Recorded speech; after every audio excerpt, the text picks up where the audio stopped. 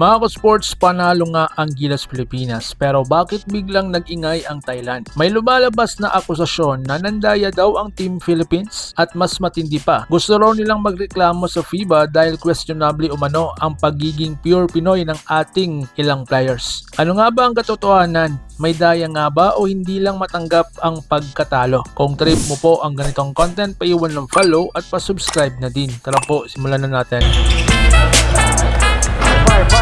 Playing for Gilas is a once-in-a-lifetime opportunity. Mga ka-sports, sa naganap na laban sa FIBA 3x3 Asia Cup, nagharap ang Gilas Pilipinas at Thailand sa isang diktikan at pisikalan na laban. Simula pa lang ramdam na ang intensity, palitan ng puntos, walang gustong magpatalo, pero sa huli, ipinakita ng Gilas ang composure at clutch plays na nagresulta sa kanilang panalo laban sa Thailand. Isang panalo na dapat sana'y ipinagdiriwang pero biglang nauwi sa kontrobersiya. So ngayon mga ka-sports, akusasyon ng Thailand. Matapos ang laban, umingay sa social media ang ilang personalidad mula Thailand na kabilang sina Fredilish at Chanatip Jakrawan. Ayon po sa kanila, may duda raw sila sa lineup ng ating inang bayan. Ang tanong nila, pure Pinoy ba talaga ang mga manlalaro ng Gilas noong nakalaban nila? At mas lalo pang umiinit ang issue ng sabihin nilang posibleng maghain sila ng reklamo daw sa FIBA. Para po sa kanila, dapat daw imbestigahan kung pasado ba sa eligibility rules ang mga players ng Team Philippines. So ano nga ba ang FIBA rules? Ngayon po lilawin natin.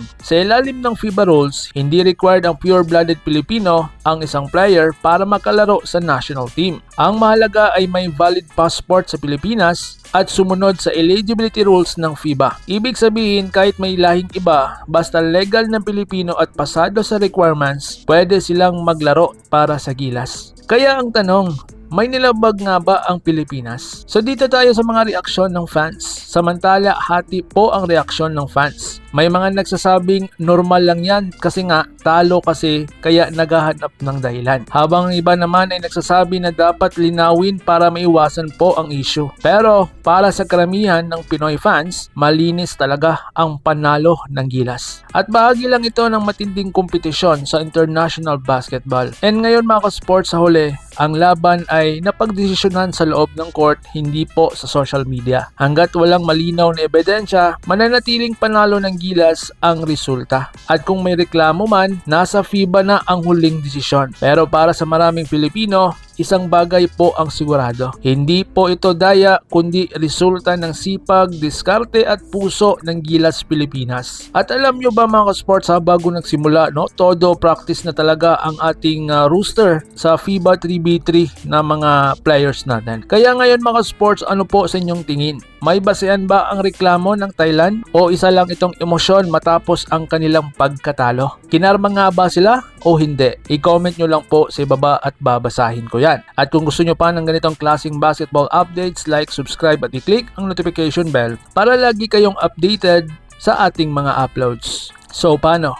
Ingat po kayo. I come to practice every day. I'm playing in the game like it's my last.